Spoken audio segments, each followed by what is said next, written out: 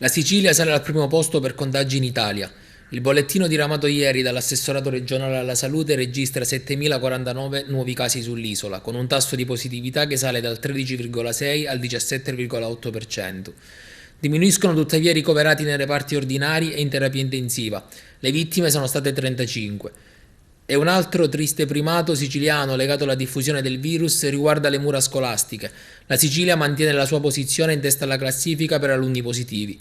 Anche se sull'isola si registra un calo dei contagi tra i ragazzi e i bambini che frequentano le scuole, è più lento se paragonato all'andamento su tutto il territorio nazionale. Una situazione che ha delle inevitabili conseguenze anche sulla didattica. La Sicilia è infatti l'unica regione che ha una percentuale di classi in didattica digitale integrata superiore al 10%.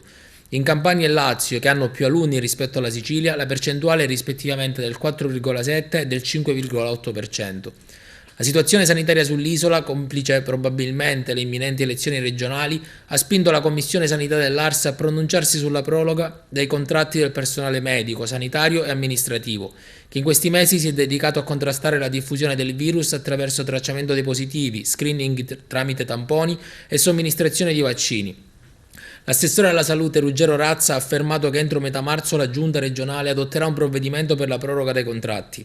La decisione, che non potrà essere presa se non dopo un nuovo confronto con la Commissione e sulla base delle indicazioni venute dalla conferenza Stato-Regioni, interesserebbe circa 9.000 persone in Sicilia.